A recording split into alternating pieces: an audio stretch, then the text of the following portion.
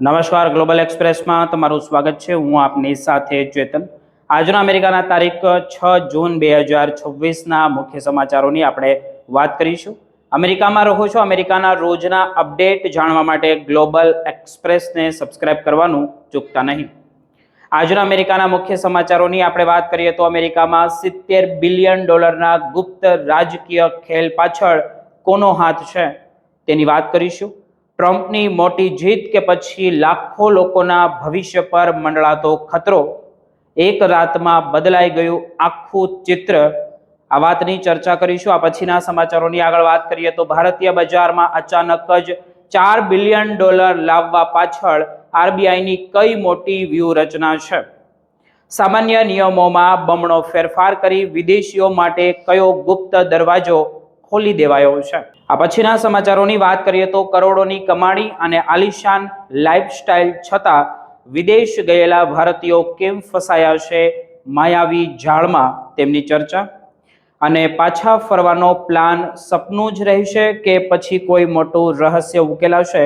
આ બધા જ સમાચારોની વિગતે ચર્ચા કરીએ। આપ જોતા રહો ગ્લોબલ એક્સપ્રેસ।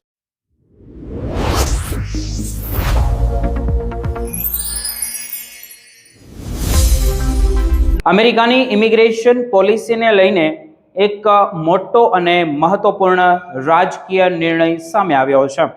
અમેરિકન સેનેટમાં રિપબ્લિકન પાર્ટીએ ઇમિગ્રેશન એન્ફોર્સમેન્ટ અને માસ ડિપોર્ટેશન અભિયાનને આગળ વધારવા માટે $70 બિલિયન વિશાળ ફંડિંગ બિલને મંજૂરી આપી દીધી છે।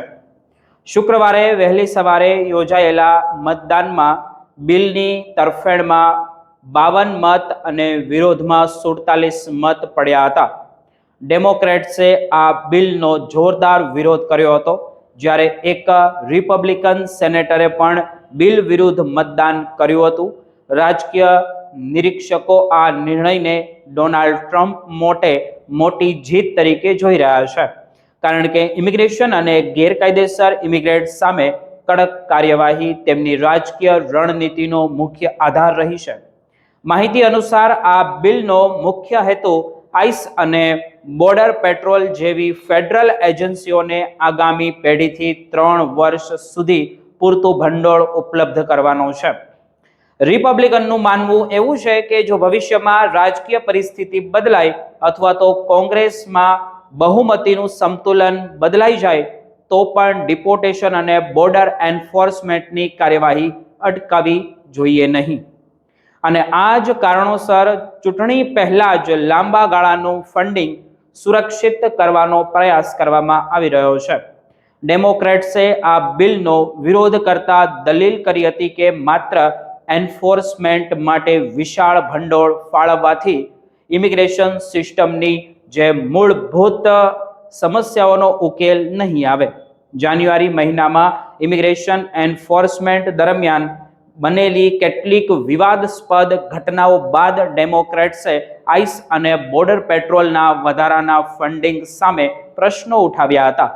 તેમ છતાં રિપબ્લિકન્સે ખાસ પ્રક્રિયાનો ઉપયોગ કરીને બિલને મંજૂરી આપવામાં સફળતા મેળવી હતી। હવે આ $70 બિલિયન ફંડનો ઉપયોગ ડિટેન્શન સેન્ટર વધારવા, વધારાના અધિકારીઓની ભરતી કરવા, ડિપોર્ટેશન ફ્લાઇટ ચલાવવા અને ઇમિગ્રેશન એન્ફોર્સમેન્ટ ઓપરેશનને વધુને વધુ મજબૂત બનાવવા માટે થઈ શકે છે। અને નિષ્ણાંતોના જણાવ્યા અનુસાર આપણે વાત કરીએ તો અમેરિકામાં એક ગેરકાયદેસર ઇમિગ્રેન્ટ્સને શોધવાથી લઈને તેની ધરપકડ, ડિટેન્શન અને ડિપોર્ટેશન સુધીની સમગ્ર જે પ્રક્રિયામાં સરેરાશ હજારો ડોલરનો ખર્ચ થાય છે। ટ્રમ્પ પ્રશાસન લાંબા સમયથી મોટા પાયે ડિપોર્ટેશન અભિયાન ચલાવવાની વાત કરી રહ્યું છે અને આ માટે વિશાળ બજેટની જરૂરિયાત હતી। રાજકીય રીતે પણ આ નિર્ણય ખૂબ જ મહત્વનો માનવામાં આવે છે। હાલ ટ્રમ્પનું એપ્રુવલ રેટિંગ કેટલાક સર્વેક્ષણોમાં દબાણ હેઠળ હોવાનું જોવા મળી રહ્યું છે અને અમેરિકન અર્થતંત્ર મોંઘવારી સહિતના પડકારોનો સામનો કરી રહ્યું છે। તેમ છતાં ઇમિગ્રેશનનો મુદ્દો હજુ પણ રિપબ્લિકન મતદાનમાં ખૂબ જ લોકપ્રિય છે। ઘણા વિશ્લેષકોનું માનવું એવું છે કે ટ્રમ્પ અને રિપબ્લિકન પાર્ટી આગામી ચૂંટણીમાં પણ ગેરકાયદેસર ઇમિગ્રેશન સામેની કડક કાર્યવાહીનો મુદ્દો મુખ્ય રીતે ઉઠાવશે. આ દરમિયાન ઇમિગ્રેશન એન્ફોર્સમેન્ટની કામગીરી પણ ચાલુ છે. તાજેતરમાં સાઉથ કેરોલિનામાં જે એજવેલ કાઉન્ટીમાં આઈસ દ્વારા કરવામાં આવેલી એક કાર્યવાહીમાં 2 મેનેજર્સ અને 48 કામદારોની ધરપકડ કરવામાં આવી હતી.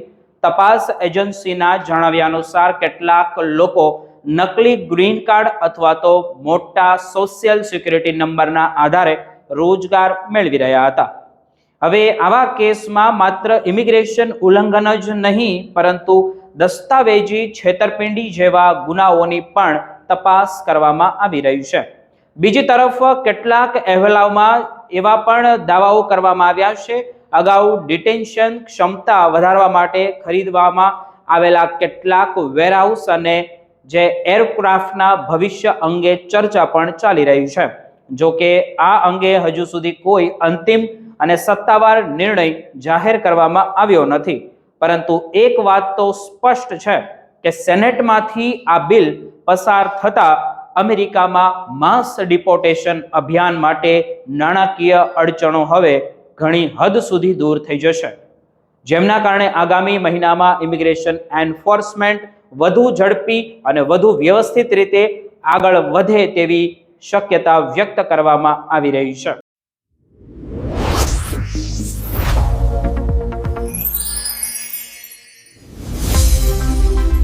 વિદેશમાં રહેતા ભારતીય એટલે કે એનઆરઆઈ અને ઓસીઆઈ કાર્ડ ધારકો માટે ભારતમાંથી એક મોટા અને મહત્વપૂર્ણ સમાચાર સામે આવ્યા છે.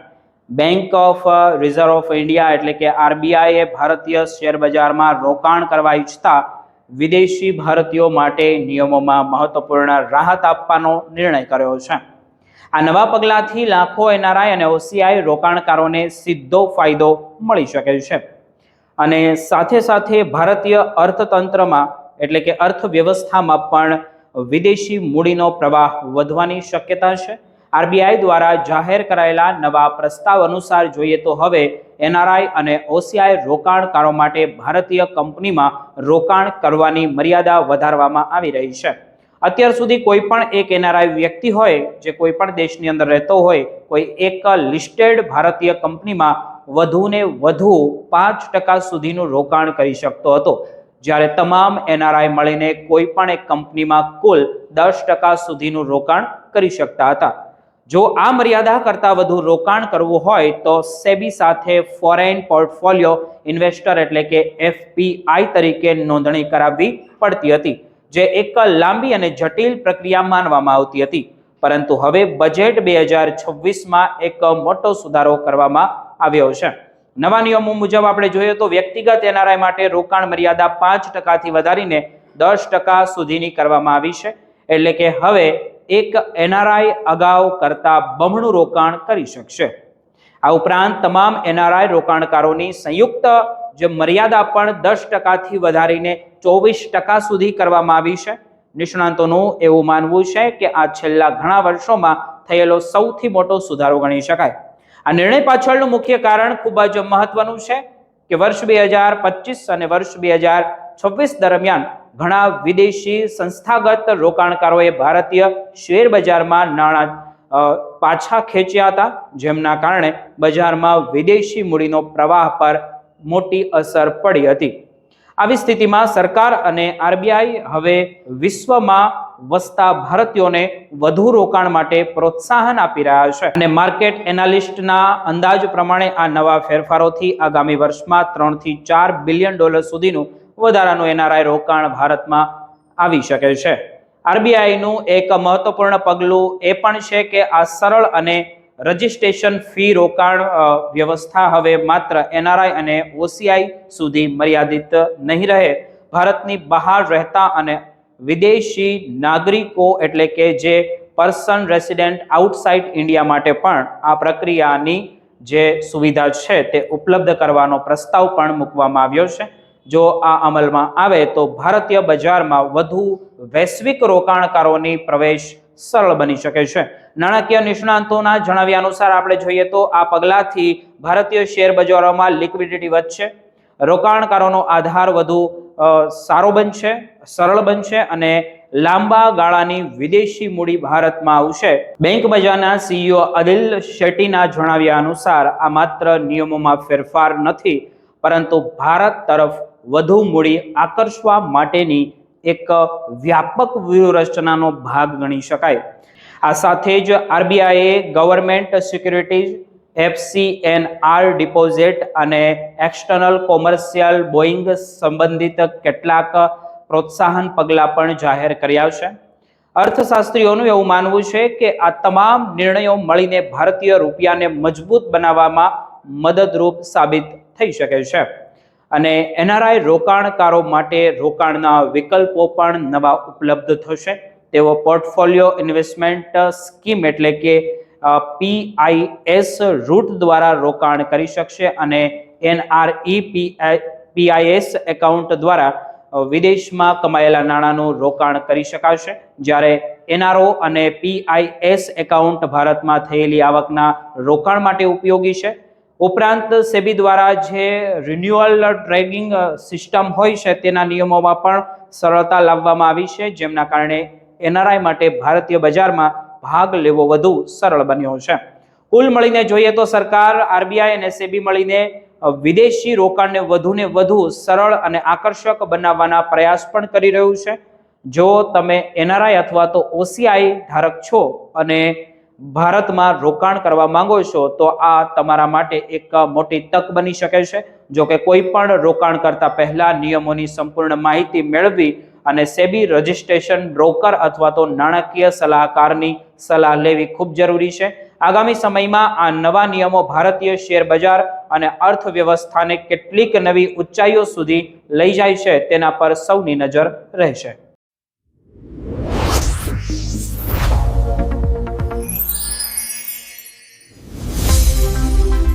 વિદેશ જવાનું સપનું લાખો ભારતીયો જોતા હોય છે.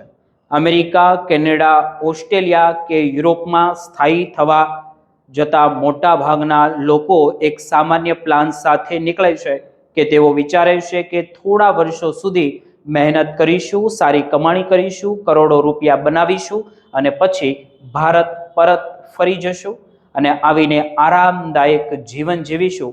પરંતુ વર્ષો વીતી જાય છે અને આ પ્લાન ઘણી વખત માત્ર એક સપનું બનીને રહી જાય છે. આખરે એવું શું થાય છે કે ભારત પાછા ફરવાનો નિર્ણય સતત ટળતો રહે છે? વિદેશમાં રહેતા અનેક ભારતીયોનો અનુભવ કહે છે કે શરૂઆતમાં બનાવેલો રિટર્ન પ્લાન હકીકતમાં અમલમાં મૂકવો એ ખૂબ જ મુશ્કેલ બની જાય છે. અમેરિકામાં છેલ્લા 15 વર્ષથી રહેતા એક એનઆરઆઈ નીતિન જણાવે છે કે મોટા ભાગના લોકો વિદેશ જતા પહેલા 5 થી 8 કરોડ રૂપિયા બચાવવાનો લક્ષ્યાંક નક્કી કરે છે અને તેઓ પણ ઘણી વખત વિચાર જે કરે છે તે ચૂક્યા હોય એવું લાગે કે એક વખત ચોક્કસ રકમ ભેગી થયા પછી ભારત પરત આવી જશે, પરંતુ દરેક વખતે કોઈ નવી જવાબદારી કે નવી તક સામે આવી જતી હોય છે અને નિર્ણય આગળ ધકેલાતો રહ્યો છે. વિદેશમાં કમાણીનું માળખું પણ આ પરિસ્થિતિ પાછળનું એક મોટું કારણ છે. અમેરિકામાં સામાન્ય નોકરીઓ કે ગીગ વર્ક દ્વારા પણ લોકો દર મહિને હજારો ડોલરની આવક મેળવી શકે છે. ઘરનું ભાડું, ઇન્સ્યોરન્સ અને અન્ય ખર્ચાઓ ચૂકવ્યા પછી પણ સારી બચત થઈ શકે છે.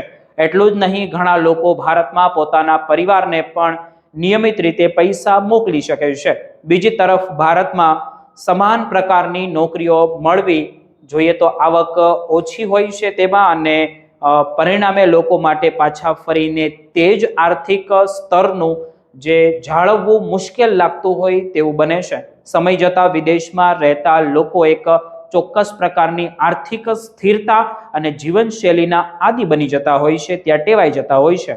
જ્યારે ભારત પરત આવવાનો વિચાર આવે છે ત્યારે માત્ર દેશ બદલવાનો પ્રશ્ન નથી હોતો, પરંતુ આખી જીવનશૈલી બદલવાનો પ્રશ્ન પણ તેની માટે ઊભો થતો હોય છે. ઘણા લોકો માને છે કે થોડા વર્ષો વધુ રહી લઈએ, થોડા વધારે પૈસા બચાવી લઈએ અને પછી ભારત પરત ફરીશું, પરંતુ આ થોડા વર્ષો ઘણી વખત દાયકાઓમાં ફેરવાઈ જતા હોય છે. આર્થિક દ્રષ્ટિએ પણ હવે પરિસ્થિતિ બદલાઈ ગઈ છે. એક સમય હતો જ્યારે 5 થી 8 કરોડ રૂપિયાની બચતને જીવનભરની સુરક્ષા માનવામાં આવતી હતી, પરંતુ આજના સમયમાં ભારતમાં વધતી મોંઘવારી, મોંઘા ઘર, બાળકોના શિક્ષણનો મોટો ખર્ચ અને ભવિષ્યના મેડિકલ ખર્ચાઓને જોતા આ રકમ પણ પૂરતી છે કે નહીં તે અંગે ઘણા લોકો શંકા વ્યક્ત કરી રહ્યા છે. એટલે લોકો પોતાના લક્ષ્યાંક સતત વધારતા રહે છે અને પરત આવવાનો નિર્ણય વધુ મોડો થતો જાય છે. પરંતુ સિક્કાની બીજી બાજુ પણ છે. દરેક વ્યક્તિ માત્ર પૈસા માટે નિર્ણય લેતો નથી. ઘણા ભારતીયો એવા પણ છે જે વિદેશમાં સારી કમાણી હોવા છતાં ભારત પરત ફરવાનું પસંદ કરી રહ્યા છે. તેમના માટે વૃદ્ધ માતા પિતાની નજીક રહેવું, પરિવાર સાથે સમય વિતાવવો અને પોતાના બાળકોને ભારતીય સંસ્કૃતિ સાથે મોટા કરવા વધુ મહત્વ આપે છે. આવા લોકો માટે આર્થિક લાભ કરતાં વ્યક્તિગત સંતોષ અને પરિવારનું સુખ વધારે મૂલ્યવાન હોય છે. તો આખરે નિષ્કર્ષ શું કહે છે કે વિદેશ જવું અને ત્યાંથી ભારત પરત આવવું બંને ખૂબ જ વ્યક્તિગત નિર્ણય છે. માત્ર એક સેવિંગ ટાર્ગેટ નક્કી કરી દેવાથી રિટર્ન પ્લાન સફળ થશે તેની કોઈ ગેરંટી નથી. સમય સાથે પરિસ્થિતિઓ બદલાય છે, ખર્ચ વધે છે અને પ્રામાણિકતાઓ પણ બદલાઈ જાય છે. કદાચ આ જ કારણ છે કે લાખો ભારતીય વિદેશ જતા સમયે થોડા વર્ષોમાં પાછા આવવાનું વિચારે છે, પરંતુ વર્ષો પછી પણ તે નિર્ણય લઈ શકતા નથી, કારણ કે વિદેશ જવાનું સપનું જેટલું સરળ લાગે છે, ત્યાં પાછા ફરવાનો નિર્ણય પણ એટલો જ જટિલ અને જીવન બદલનારો સાબિત થઈ શકે છે.